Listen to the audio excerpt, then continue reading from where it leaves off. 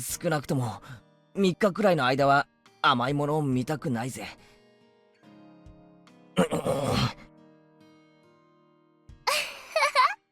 ケイイチくん頑張りすぎだったもんね。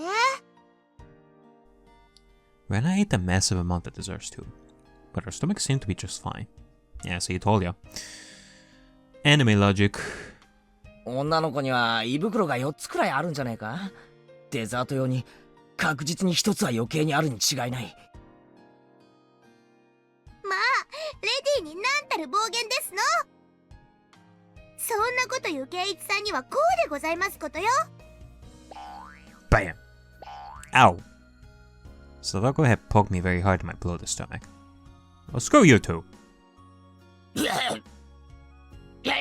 めて、お腹は押さないで、中身がはみ出る。Sadako and Rika-chan grinned mischievously upon hearing that.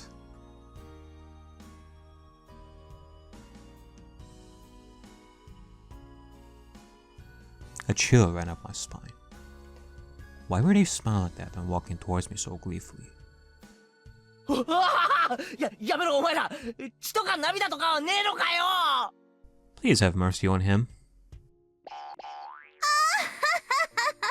千載一遇のチャンスを見逃す私と思いまして。みー、ケイイチの膨らんだポンポンが大変なのですよ。いいか。ケイイチくんのぽよんぽよんのポンポン、かいいよ。やめろお前ら。When I joined Sadako and Rika-chan in torturing me, we were still making a lot of noise outside the restroom. Speaking of torture, I wonder who won. I desperately blocked my stomach from their attacks, but someone else hit me from behind. Hey, stop it! Come on, man. 誰だ。ハロロン。Oh, Shion. ケイちゃんとその愉快な仲間の皆さん、こんにちはです。お、しーちゃんだ。こんにちは。あれれ、今日はお店にいなかったよね。私、今日は夜のシフトなんです。さっき来て着替えたばかりですよ。それはそうと、お前よくその格好で店の外に出られるな。大したことないですよ。あられもない姿で村中を練り歩いた誰かさんよりは恥ずかしくないです。Yeah. Damn it. I was just getting over it. She just reminded me that I'll never be able to get married. それはそうと、今日は皆さんだいぶ大暴れしたらしいですね。Well, I guess except for one girl, maybe two. Except for them, which I'm referring to Mion and Rena, you know, as possible future partner for Keiichi, as we've seen in the previous chapters. Like, besides those two, yeah, Keiichi's parents and Rena are gonna make sure that Keiichi is never gonna get married with any other girl because of how loose-lipped they are with the embarrassing stories. まあね。 Is that how you say it? Loose-lipped?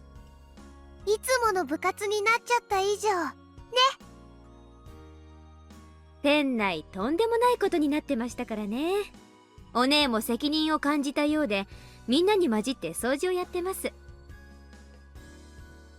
やっぱり私たちも掃除に加わった方が良かったんじゃありませんの？ああ、それはお気遣い無用です。さすがにお客様に掃除はさせられませんから。そもそも一番散らかしたのはミー本人だと思いますです。Yeah, that's right. Everybody not in an agreement. それでお姉から伝言です。皆さんは先に帰っててくれていいそうです。いいよ、待ってるよ。ねえみんな、Rena asked for our agreement. Of course, we decided to wait without hesitation. Satoko, Rika-chan, and I nodded along. 手伝えないならせめて終わるのを待ってるよ。帰っていいからって言って先に帰るとあいつ寂しがると思うからな。ほー。ケイちゃんも日進月歩、少しは成長するんですね。まあね。レナたちがちゃんと教育してるからね。ねえ。ですわよ。ニパー。なんだよ。こういう時だけ女どもは結束しやがって。I hate girls. They get along so easily just because they're girls. In the end, we ended up making a lot more noise, even dragging Shion into the mess this time. Okay, I know what you guys are thinking. Is Noby gonna question again? Okay, is this Shion Mion or is this Shion Shion? No, you know what? I'm not gonna go through that again. I don't like we already went through a lot of that in chapter 5 and chapter 2. I feel like this chapter is gonna be focused on something completely else. So I'm not gonna ask myself that kind of question in this one. Like I don't see like any other I don't see any reason for this person to be Mion in the first place, pretending to be Shion. So this is clearly Shion. シオン、あんたいつまでサボってんの？ Okay, well there we go. 雑巾どこやったの？ありゃいけね。じゃあ私はもう戻りますね。みーちゃん、お掃除まだまだかかりそう？何みんな。おじさんを待っててくれてるわけ？余計な気使わなくていいって。まったくもう。Mion looked happy to see us waiting for her, but she always says the opposite of what she thinks. I wonder when she'll grow up to be able to just honestly say thank you. Tell me about it. バカ、仲間だろ？終わるまで待っててやるよ。If only people were more honest. If only humans would be less shy and be more honest. It'll sure to make my job a lot easier in life. レナたちも一緒にお手伝いできればいいのにね。ごめんね。だからいいって。今日ね、シオンの仕事終わるの待ってから久しぶりに沖宮の家に帰ることにしたの。だから本当に大丈夫。気持ちだけでも感謝するよ。あら、本当にいいんですの？なんだか悪いですわね。なんか悪い気がするかな。人は大勢いるから大丈夫だよ。風が冷たくなる前にみんなHinamizawaに戻りな。わかりましたのです。みー、お掃除、ファイト、おーです。おう、ありがとね。じゃあケイちゃん、お嬢様方のエスコートをよろしく。途中で死角に襲われないようにしっかり護衛するんだよ。Looking around, I didn't see any ladies who needed an escort. Ladies? I mean, I see one lady, which would be Rika. I don't know what you're talking about. Well, there's also Rena, but besides these two, I don't see like any other lady. Satoko, do you see like any other lady? I felt like more like I was the one who needed protection. Anyway, we said our goodbyes, making it easier for us to end the day and go home. じゃあね、みーちゃん。また明日ね。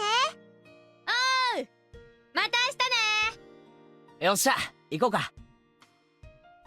We waved at Mion until she went back inside the restaurant.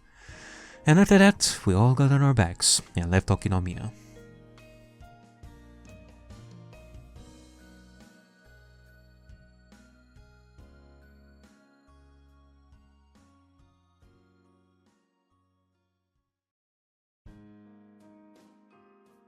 On the way home, we talked about how exciting it had been today, and it looked like everyone was still fired up. We had a horrifying punishment and a competitive eating contest, which turned into an unprecedented battle involving all the customers in the restaurant. After that, everything got crazy and messy. At first, the waitresses didn't know what to do, but after a while they ended up joining in. We had a blast, even the waitresses, Jesus Christ. でしたのよね。その時の富田さんと岡村さんたらもうおかしくてたまりませんでしたわ。What did they do?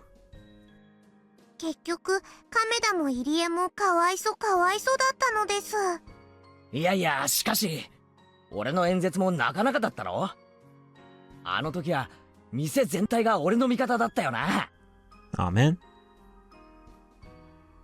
Tomita, Okumura, Irie, Kameda. You, Keiichi, did like a speech? What the fuck just happened?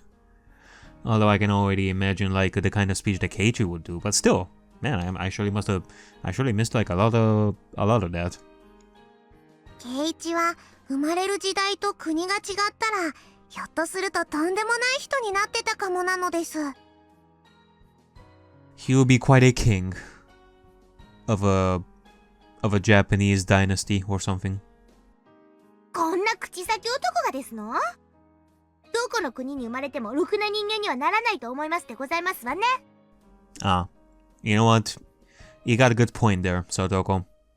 So he would be a good American president. あと100年も早く生まれていたら、お札になっていたかもですよ。圭一さんのお札なんてなんだか貧しいですわね。きっと200円札とか300円札とかそのぐらいの数でしたよ。Satoko and Rika-chan kept up their continuous chatter. I was a bit tired after the day's events, so I just listened quietly. I noticed the wind was getting colder. Our shadows were getting longer as well. Satoko and Rika-chan still had a lot of energy left. But what about Rena? She been very quiet. Maybe she also had a stomachache from eating too much. I looked at Rena to see. However, I was wrong. Rena was... I didn't really know how to describe it. She looked very satisfied. She looked like she really did have that much fun. She looked like she was as happy as she could ever be. You know, I had this feeling in like the previous chapters, and we've seen a glimpse of it. Rena must be thinking a lot in that head of hers, like right there. Like she continuously smiles, she continuously goes hau, she continuously goes like she's continuously a typical girl of her age. And yeah, she's probably thinking of a lot of things right now. Did all that without her saying a word. When I looked at her, it made me realize that the word fun wasn't enough to describe what we did today. 今日一日本当に楽しかったな。It just... It really makes me think like, how can we even stop the unhappy days from happening? It really makes me question. And I still have quite a bit of the adventure left. Hopefully it's gonna end soon. 圭一くんは？俺も最高に楽しかったよ。今日みたいなことが明日や明後日もあればいいのになってくらいにさ。それはレナも同じかな。今日のお店の中での時間だけが永遠だったらいいなって思った。おお、詩的なことを言うな。圭一くんは思わなかった？ Rena didn't notice that I made fun of her. I might have been a little tactless. Suddenly, I regretted having said it. いや、俺も同感だよ。でもね、圭一くん。別に今日だけが最高に幸せってわけじゃないんだよ。 A cool wind blew through her hair, She smiled at me, and for some reason, she looked very mature. Her appearance made my heart skip a beat. 私たちのひなみざわでの日々はどの一日だってかけがえのない大切で素敵な幸せな一日なんだよ。たとえ部活がお流れになっちゃって退屈な一日だったとしてもね。レナは大人な考え方ができるんだな。そんなことないよ。本当はまだまだはしゃぎ足りない。興奮がまだ冷めないだけなのかもね。Rena laughed, and that made me laugh too. Satoko thought that we were laughing because we said bad things about her, and she started bugging me about it. Once again, we made a loud noise like we always do. では僕とさとこはここでお別れなのです。リカ、もう少しご一緒してタバコ屋さんで曲がってもいいではありませんの？豆電球が切れたのを忘れましたですか？豆電球がないと寝るときに真っ暗になってしまいますですよ。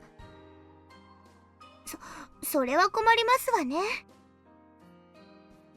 あ、牧野さんの雑貨屋さん？ならここでお別れだね。これ以上行っちゃうとどんどん遠回りになっちゃうからね。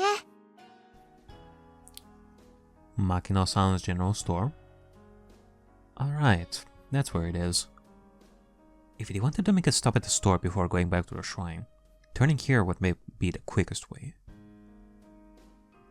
Make a stop at the store before going back to the shrine. そっか。じゃあな、リカちゃんにサトコ。Alright, bye you two. Have a lovely night, little ones. また明日な。また明日なのです。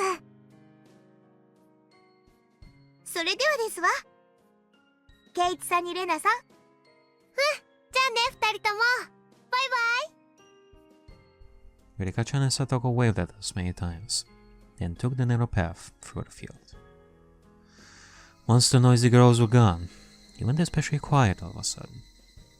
Except for the freaking cicadas, Jesus. It even made me feel as if the sun had set in an instant. I could see my house by now, which everybody called the Maebara Mansion. Once again, looking at it, it's a pretty big house.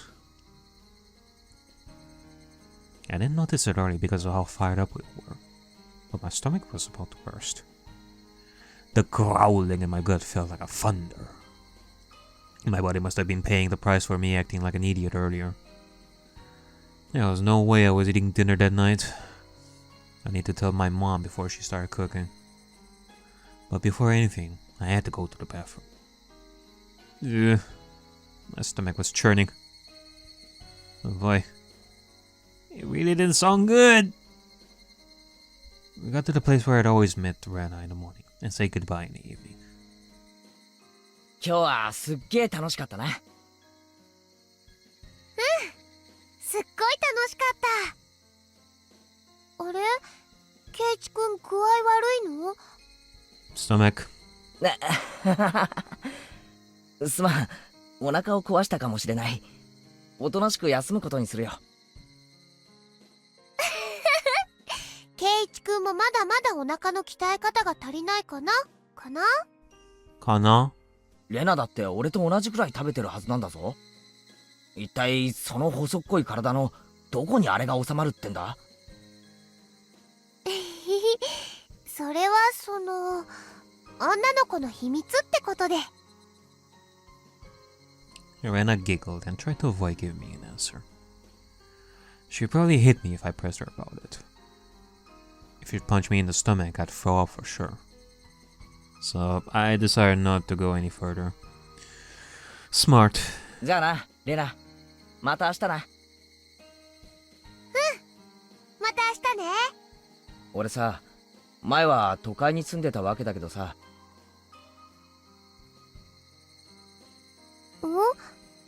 こんなにも一日一日を楽しいと思って過ごしたことはなかった。俺、ひなみ沢に引っ越してきてさ、きっと幸せなんだって思う。レナも同じだよ。ほら、私も1年前にひなみざわに引っ越してきたわけだけど、こんなに楽しい幸せな日々を送れるのが信じられないもの。そっか。なら明日も絶対に楽しいな。そうだよ。昨日も今日も楽しかったんだもん。きっと明日だって楽しいよ。こんなにも毎日が楽しいと、なんだかある日突然転びそうで怖いよな。転ぶときはどんなに注意してても転ぶよ。だからいつ転んでもいいように思いっきり今を楽しむのが正解だと思うな。そうだな。今を精一杯楽しむのが正解だな。じゃあね、ケイチくん。おばさまとおじさまにもよろしくね。さて、レナはまだまだ遊び足りないから、また宝の山に宝探しに行こうかな。まだ遊び足りないってのか？つくづくタフなやつだな。負けたぜ。どう？よかったらケイチくんも一緒に来ない？ Sure has been a little bit of time since we visited that place. 新しい山があってね、まだ全然発掘してないの。Yeah, sure, why not? Maybe we can find Colonel again. 何かとっても可愛いのが見つかるかも。KFC. 悪いけど俺はパスするよ。それになんだか雲が重たくなってきたみたいだしな。レナも今日はおとなしく帰宅した方がいいんじゃないか？はお、こういう素敵な気分の日にはね、きっと可愛いのが見つかるんだよ。だからちょっとでも行ってみるね。I felt sick enough that I didn't feel like going with her. If I felt better, I would have gone treasure hunting with her for sure. She didn't want to go home yet because she didn't want the fun to...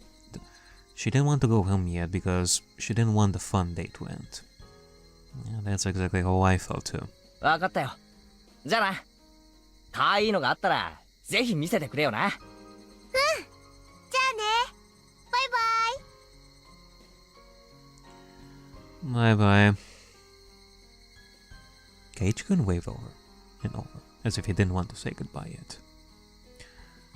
Okay, well, you know, there's an interesting spin to this chapter. It's not necessarily that we're gonna be sticking to one perspective, like Keiichi. We're gonna be shifting between Rena and Keiichi. That's nice. But after a while, he was gone. I had to go too, because I was going to go treasure hunting. I love cute things. We had such a wonderful day today that I'm sure I'm going to get lucky at treasure hunting. I definitely will find some unlocked treasures. I pedaled my bicycle with determination. My house was nearby, but I took another street that led to the damn construction site. It might have been okay to go home just then, but I hesitated to go, since I didn't want to be seen. I had so much fun today, and I wanted to continue feeling happy as long as I could. It was already getting late, but I felt like it was getting dark faster than usual. Just like Keiichi said, the clouds in the sky were growing darker.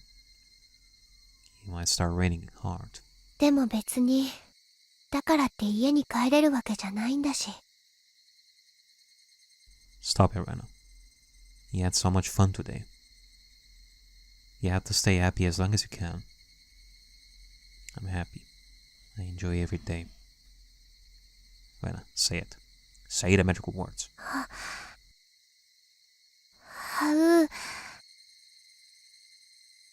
Don't be embarrassed.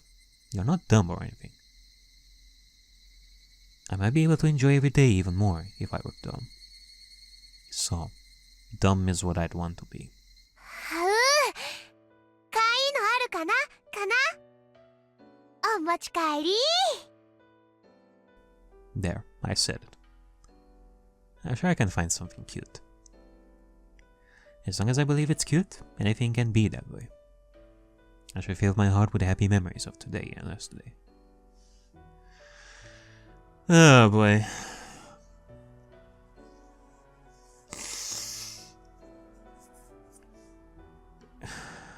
What are you doing here, Higurashi? Are you gonna tell me that we're gonna have another case of an abusive household?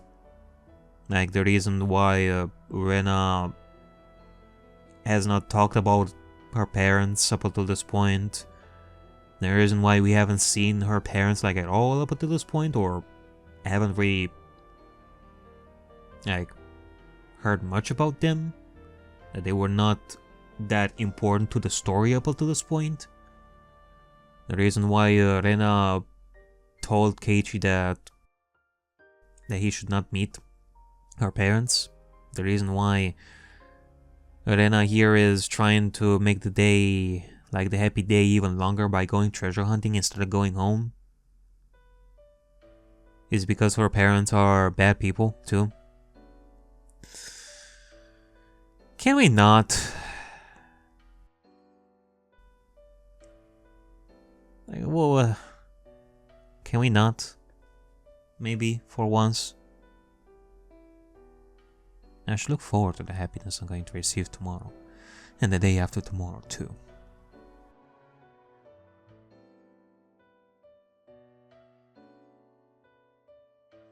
I reached the tank construction site. A mountain of trash loomed before me. I parked my bicycle and walked down the mountain of trash and scrap. And this place is my castle. It would be incredible if anyone else came to this mountain of trash. I've come here many times and I usually stay for a long while, but I've never seen anybody walk by. This place is the village's blind spot. Well, you know, understandably so that nobody else would come here often. I mean, not just because it's just a place full of trash and all that, but also because this place is a reminder of a painful past for many of the villagers in Hinamizawa, so it would make sense that people would avoid this place like a lot. Although, in that case, I would argue even more that the villagers of Hinamizawa would clean this place so that they wouldn't be reminded of the painful past. Which is all the more reason why I'm thinking that this place has a bit more of a special meaning. Maybe the villagers are thinking that, hey, if we need to murder somebody, we have a place perfectly for hiding bodies. So why should we clean this? I don't know. This place is the village's blind spot. I heard that many people came here all the time during the damn wars, but it was abandoned after that. The villagers no longer need to come here, and some people even forgot about it entirely. It seems like they dump trash here at midnight, but I've never seen a truck actually dumping trash at least. If they dump new trash more often, it'll give me more time to kill. But it looks like it's not going to happen for a while. I walked down the slope of the trash pile, all the way down to the bottom, and hid behind another pile. Nobody ever comes here. I've come here many times and I usually stay for a long while, but nobody has ever come to mess up this place. Not even the other kids from my school come here. They all believe that the arm of the manager of the construction site is buried somewhere in the trash piles. And they also believe the whole place is haunted. They told me that a ghost with one arm still wanders around here, looking for his missing limb. Sadly, I haven't seen the ghost either. I'm not scared. In fact, I'd rather like to meet him. I wouldn't mind helping him find his arm. If he is feeling lonely, I want him to be my conversation partner.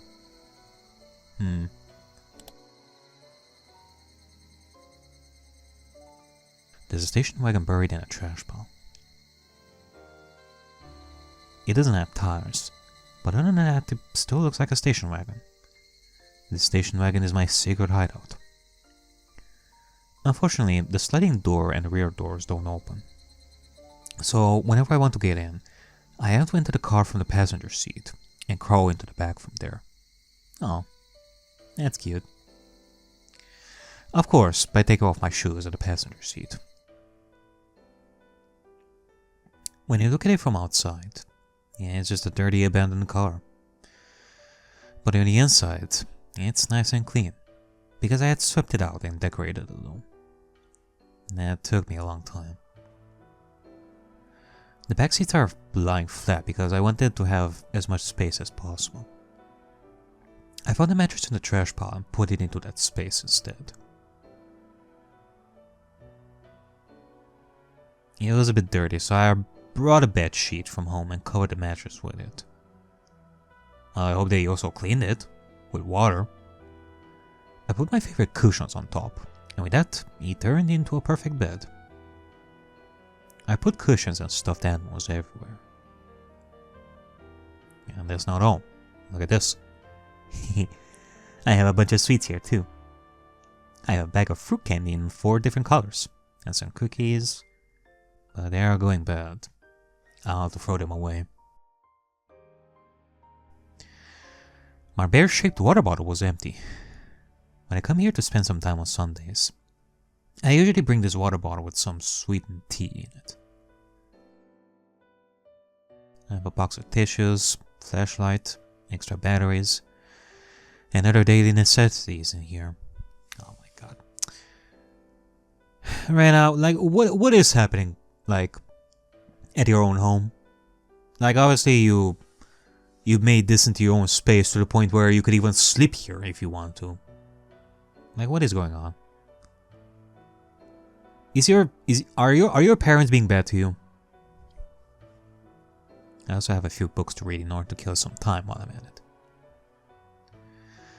And I have this. What do you think this is? Look! Ta-da! My hideout is suddenly lit up, thanks to the table lamp. There's an electric outlet on the side of an old nearby construction office. I thought they'd have cut the power years ago, but to my surprise, I was wrong. Electricity is still being supplied to the outlet. When I found tons of extension cords, I came up with the idea to connect them all and make the electricity come all the way to my hideout. Now I can spend time here comfortable with some sweets, books, and lights. If I wanted to, I might be able to spend a night here. But I may catch a cold since it gets very cold at night.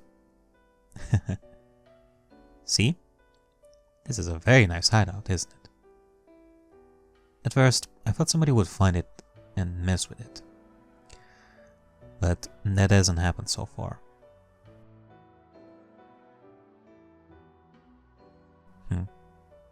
One thing that I'm noticing with Rena's narration over here is that she talks to us a lot more than the other narrations.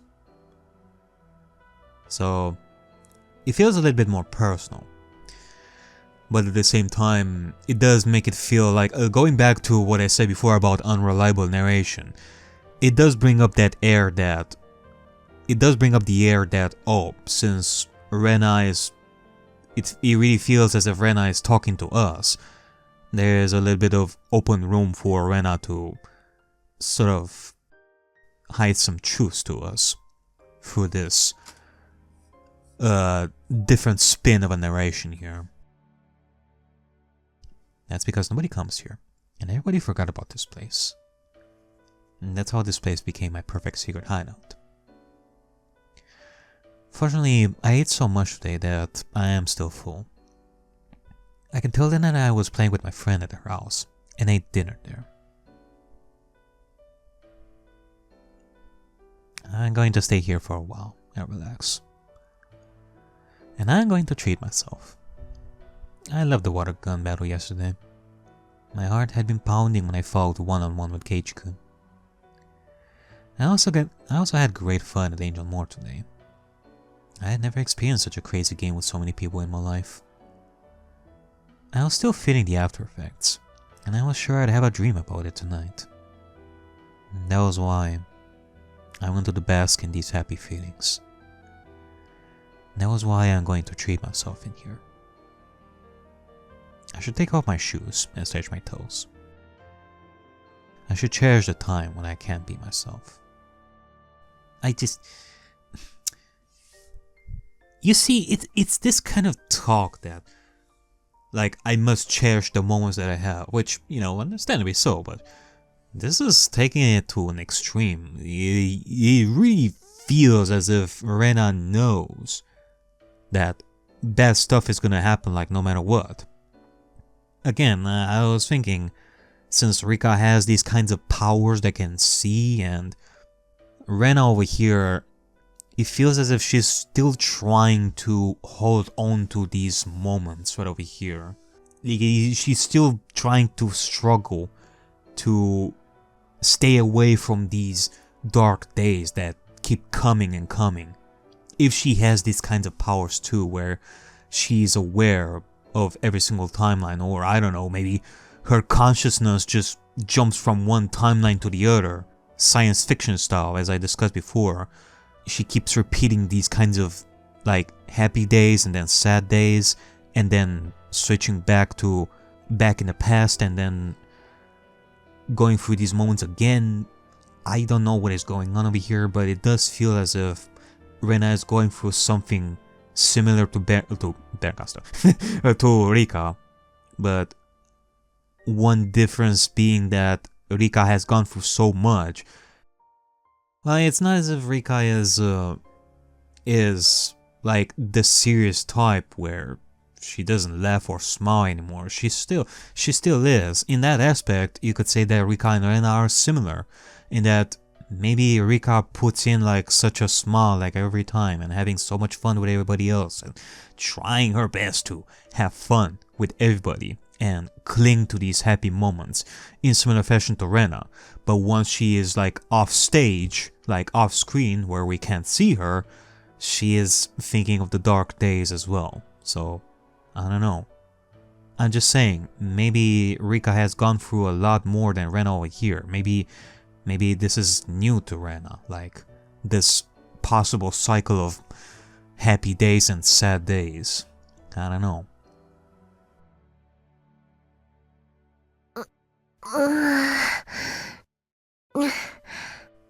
Like, bottom line, whatever the case may be with these supernatural thing going on, this feeling that Rena has of trying her best to cherish these happy moments, like, I mean, like, at first glance it is good, but it kind of feels like it's taken to an extreme, to the point of possible unhealthy escapism or something. I don't know.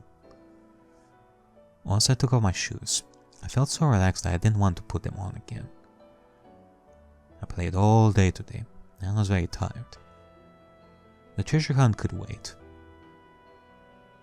As it got darker, the light of the table lamp became encouraging. It really was getting dark faster than usual. All of a sudden, I heard the sound of raindrops hitting the roof of the car. Pitter-patter, pitter-patter, pitter-patter. The interval between drops got shorter and shorter. Oh. Jesus Christ, I swear to God. These sounds that pop in like once in a while, when it became a continuous sound, I began to hear the thunder. I guess that's why. Even though it was raining heavily, it remained very quiet inside the car, making me feel like I was in a different world. It's my castle after all, and I felt a bit cold, so I unfolded my big blanket and hid under it. I am here alone, under the warm blanket that has my scent. Even though nobody knew where I was at the moment, and I felt like I was left alone in the heavy rain, I still feel secure and free from anxiety for some reason. I felt like this heavy rain was keeping my enemies away from my castle. I liked it that way.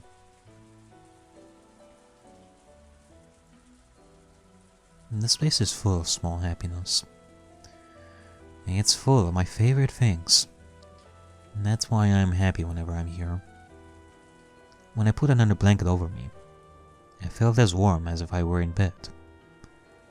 I listened to the soothing sounds of raindrops hitting the scrap iron in the trash heaps. It made me feel sleepy. This is a castle of trash. This trash came here because nobody wanted it. This is where it leaves.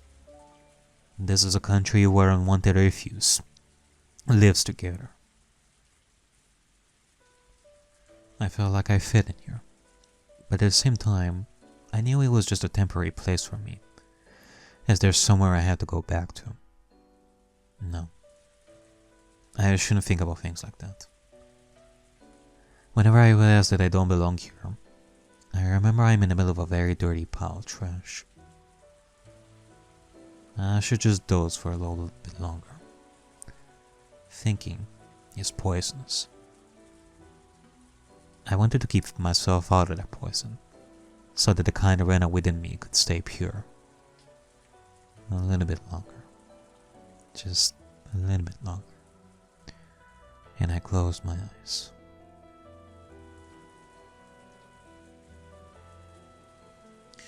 Also, here's another thing about Rena, as we've noticed like a little bit earlier, when we switched to Rena's perspective here. Oh, flashback. As we noticed Rena going into cute mode and all that, basically turning off her brain. Basically trying to go into dumb mode a little bit. Which, I guess, now I'm realizing that it's not just because that's how she feels happy about it, but it could be also another sign of, you know, trying to not think of like the horrible stuff that she's thinking. Just don't think about it. Don't be smart. Be dumb. Be dumb, Rena. How? That sort of thing right over here. Another way of escapism. My mother was a very busy woman. The harder she worked, the more her work was valued, and she kept getting promoted. She sought to go higher and higher. She was always shining, and she was my hero. My mother started her career as a fashion designer at a small clothing factory in Okinomiya. My father was a designer too. They made through their jobs, and soon got married. They lived in a small apartment in Okinomiya, but they moved to my grandma's house, our current house, in Hinamizawa, when she got pregnant with me. We lived there until right before I went to elementary school. Now that I think about it, that was the happiest time of my life. I felt happy every day and believed without a doubt that tomorrow would be the same. I was so happy that I took it for granted and didn't even feel the happiness. I really did feel happy every day. Well, it is as you said before. Like, true happiness is when you have like boring days. When you wouldn't have to think about happiness. In that sense, I guess this must be Rena's true goal as she is struggling through whatever is going on behind the scenes. Like, with Oyashiro obviously, but also other stuff that we may not be aware of yet. Deep down, Rena, and it's not really limited to just Rena, but also Satoko, Mion, and especially Rika, now that we know about her powers and all that, but they're all trying to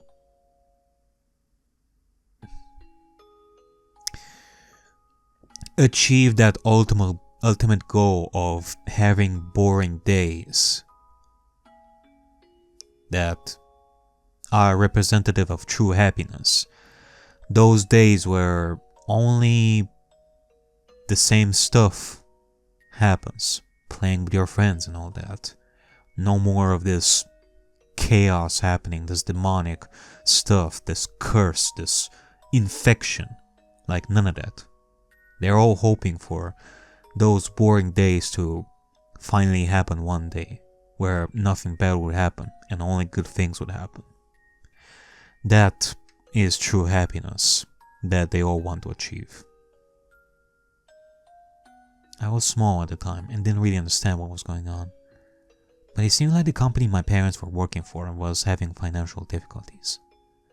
So my mother and a few young designers started talking about leaving the company and going independent. After many things happened and the situation grew complicated, they got an offer to work at a big design firm in Ibaraki, and they took the offer. At the time, I heard my mother saying many difficult words like limited partnership and business alliance. But in short, what she wanted to do was move to Ibaraki. My mother and her peers were hard because their talent and experience made them immediate assets at the new company. However, my father wasn't one of them. Unfortunately, my father wasn't as talented as my mother was. So moving to Ibaraki meant that my father had to give up being a fashion designer. My mother's new company had high expectations for her talent and promised her a responsible project. She didn't want to waste her growing talent and passion by living in a rural town like Hinamizawa. So my mother convinced my father to quit his job and move to Ibaraki to support her and to help her build her career.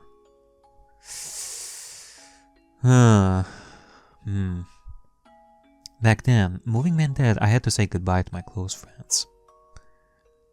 I didn't want to move, and I kept crying about it. After we moved to Ibaraki, my mother was a big success. Not only did she have great leadership skills, she was full of energy, and I believe she made the best use of her talents to succeed. She came home late every night and barely had any days off. When she had a big project, she often stayed entire nights at her office. But when she came home, she always looked fulfilled and wore a happy smile that she had never worn when she was in Hinamizawa. She was shining, and I remember I always wanted to shine like her when I grew up. On the other hand, my father wasn't doing so well. He couldn't find a job as a fashion designer, so he took a clerical job at a small company, but he kept changing positions. He couldn't use the experience that he had cultivated, and it was very hard for him. But he was very understanding. He started to take care of things around the house for my mother, who got busier and busier, having one project after another. He cleaned the house, did the laundry, and came to my school events. However, he couldn't cook. He did cook rice, but always bought side dishes from the grocery store. We had dinner without my mother more and more often. I guess she's busy again. Every time I said that, he always told me, "Your mother is working very hard, so let's support her, Rena." Rena. That was what he always told me. I decided to help my father with the cooking. I thought it was a good idea to learn how to cook, since he wasn't good at it. Well, I guess, with the situation that has been described over here, I guess that answers the question. Rena would be the one to go grocery shopping herself, instead of the father, because I guess Rena would be the one to start learning to cook.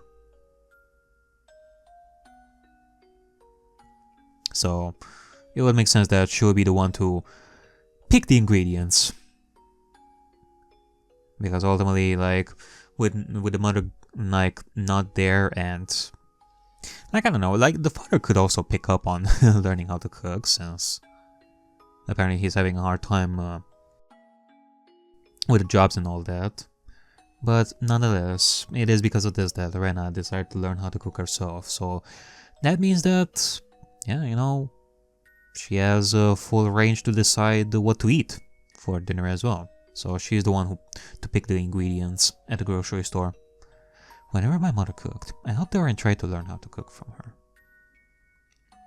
She apologized for not having enough time to cook for us, but she was happy that I was learning. I think I wrote in my school yearbook that I wanted to be a clothing designer in the future, just like my mother. But apparently I lack my mother's exceptional sense of style.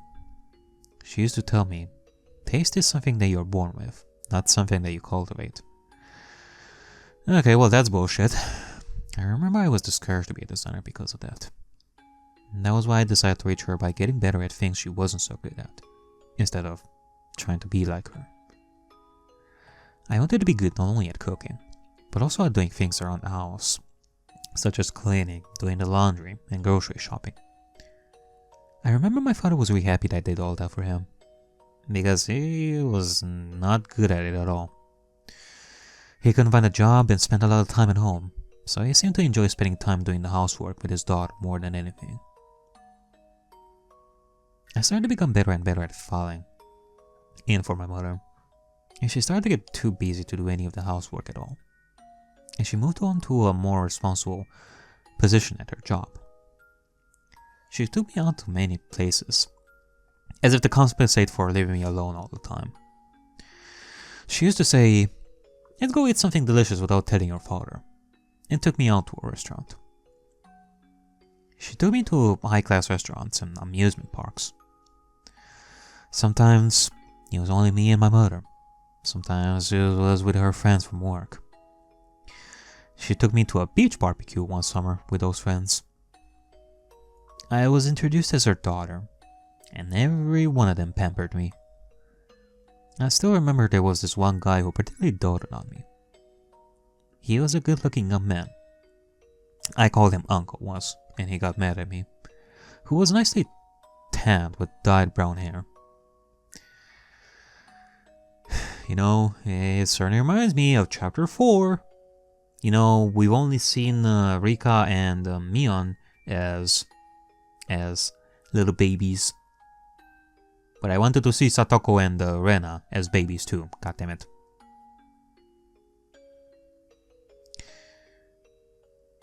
And there was also Akasaka's little daughter.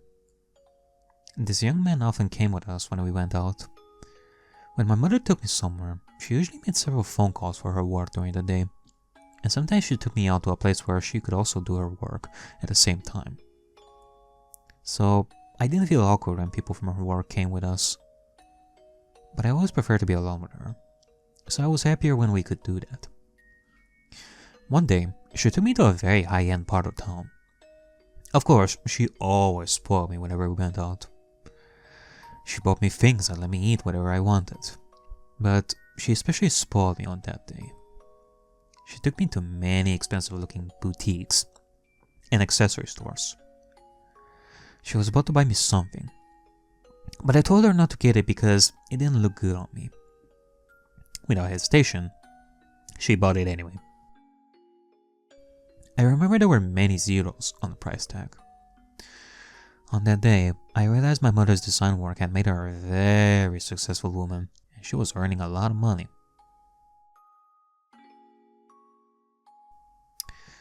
We took a break at a ridiculously expensive-looking restaurant that probably charged 1,000 yen for a glass of orange juice. My mother clapped her hands and spoke to me with a smile on her face. She asked, "Rena, would you like to make your dream come true?" When I was in kindergarten, my teacher gave students a topic to draw a picture of. The topic was my dream, and I drew myself eating a mountain of fruit parfait all by myself. Oh, parfait. Wasn't that something that she ate as well? Like Angel Mort during the competition? Or at the very least, parfait was definitely on the menu that a lot of people ate there. What my mother meant to say was that she was going to make that dream come true for me. It was a normal day. It wasn't my birthday or anything. But since my mother always spoiled me whenever we went out together, I didn't feel awkward about it at all, and I accepted her offer with a smile. there were 5 or 6 of fruit parfaits in front of me. I remember it looked exactly like the world I drew. I felt like I was floating in that dream world. It was too much for us to finish, but we dug our spoons into it as if we were playing in the mud, and we really enjoyed eating it together. You know, I'm honestly really sad that the father had to quit his job in order to come here with Rena and the mother. I wonder what the mother thought of when the father had to make the hard decision to quit the job in order for her to go to Ibaraki and, become successful in fashion designing. Well, not only that, but these beautiful moments that the mother and the daughter are having together, and yet the father is nowhere in this picture. Why isn't the father invited to these beautiful moments, and only with just Rena? It really does make me think that there is some friction between the father and the mother, which I just don't really understand it. As far as I can see, the father seems like a good person too, so I don't know. I enjoyed tasting the happiness and chatting with my mother. レイナちゃん、この間映画とお食事に行った時、一緒だった人のことを覚えてる？秋人おじさんだっけ？お兄さんって呼ばないとぶたれる。レイナちゃんは秋人さんのこと好き？ Oh boy, and here it comes. I was talking about friction, and now I'm starting to suspect that this Akihito is gonna be more in the picture in Rena's family. I get to think that is the case here. 嫌い。いつもレイナのことからかうもん。それは大好きだからちょっかいを出してるのよ。バーベキューの時はとっても仲良くしてたじゃない。たまには仲良しかな？かな？ Kana? My mother laughed. I didn't know why she brought up the subject, but I didn't really pay attention to it because I was too young. Now that I think about it, she was breaking the news. I just didn't notice it. ねえ、レイナちゃんはお母さんとお父さんとどっちが好き？お母さん。It wasn't that I hated my father or anything, but I felt giving her that answer was appropriate, after she spoiled me so much. もしもお母さんとお父さんが別々のお家に住むことになったら、レイナはどっちのお家に住みたい？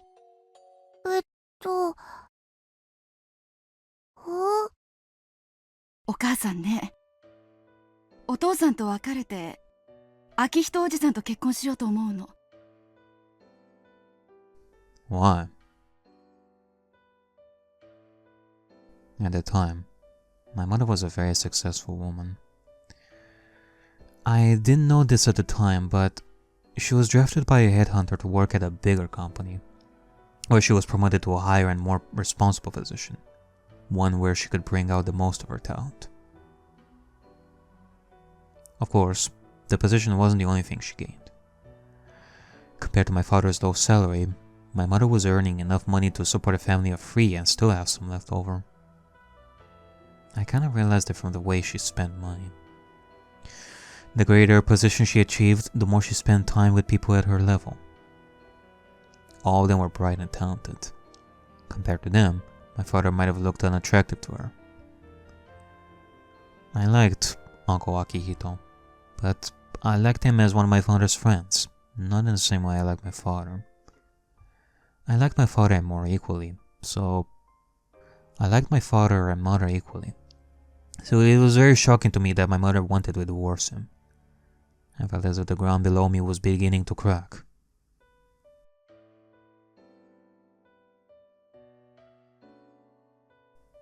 That expression, I realized, actually fit my situation very well.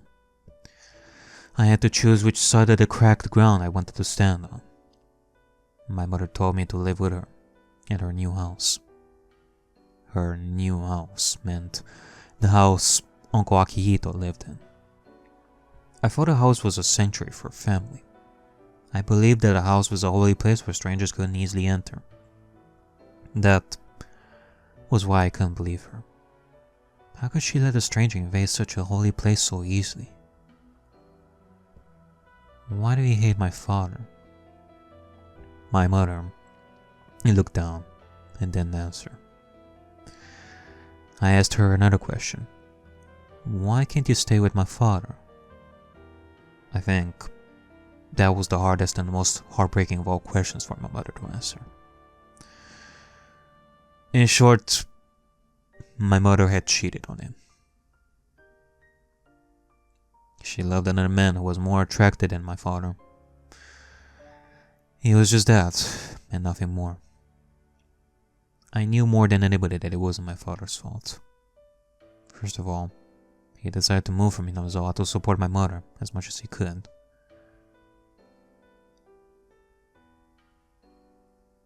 For him, nothing good had come from that. Actually, I think he had a very tough time since we moved to Ibaraki. But he volunteered to be her support and tried very hard to do that. I thought my mother appreciated his support. So, I took her decision as a betrayal. I told her that I disagreed with everything, including their divorce. I said it very loudly, and it made everybody in the store jump. Sure, continue your relationship with Uncle Akihito, but don't divorce my father. I feel bad for him. I felt terrible for him. He has been doing nothing but support you impatiently this whole time. How could you do such a cruel thing to him? Yeah, I mean, for Pete's sake, he quit his job so that you could advance in career. I screamed as loud as I could. Then my mother answered. It's too late. Why?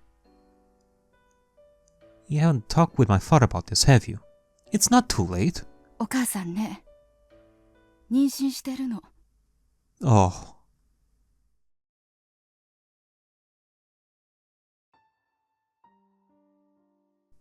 Oh my fucking god. I don't know whether my mother actually told him about the divorce in person.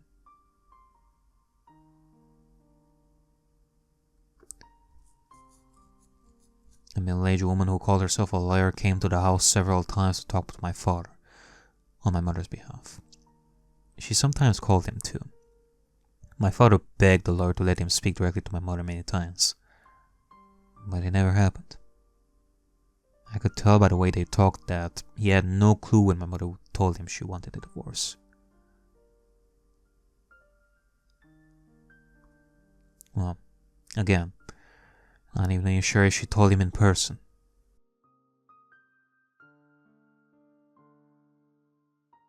Phew. Now this surely hits me like a truck. So it's not necessarily like a, well, thank God that it's not an abusive, like, household, but yeah, this is definitely painful to witness. And also, like, it is shocking that this happened, that this divorce happened and this rupture in the family happened, but Rena also has a sister. Like a baby sister by this point. Huh. Well, okay. I say sister, but we don't know the gender of the child yet. I don't know why I was thinking of a baby girl. It could be a boy or something. We don't know yet. To top it all off, she told him not to see my mother ever again. He wanted to talk to her. He called some of their mutual friends, but he only found out the name of the guy he was having an affair with. And nothing more. He asked me, Do you know the guy? I told him. I do. I also told him that he was a funny guy and gave me candy many times. I'll never forget how he looked when I told him that. He hit me for the first time. Oh. He hit me so hard that his handprints stayed on my cheek for a while. Then he fell on the floor and cried loudly. And then I started to cry too. I didn't cry because he hit me. Uncle Akihito was kind to me, so I liked him and talked to him out of courtesy. Akihito. Why does that name sound so familiar to me? No, that wasn't it. Girls had to be kind to everybody. That's what I thought. But I was wrong. I learned in this world that there are people you should be nice to, and enemies you shouldn't be nice to. The enemies are the ones who would destroy my life with their very existence. Whether they mean to harm me or not, it doesn't matter. They're like weeds growing in a flower bed. Dandelions are innocent, but they take all the nutrition for the tulips from the soil. That's why we have to pull them out. The dandelions did nothing wrong, but they are the enemy. Enemies are bad people. That guy was a bad person. I shouldn't have accepted him. I should have rejected him with everything I had. By doing so, I might have been able to disrupt their relationship. By doing so, I might have been able to make my mother feel like their relationship was not going to work. If I tried to do so, my parents wouldn't have had to break up. My father and I cried together, but we cried for different reasons. He must have cried because it happened so fast and didn't make any sense to him. I cried because I regretted that I let it happen when I had the chance to prevent it. My father stroked my cheek and opened his mouth to apologize. But he couldn't speak and just cried with me.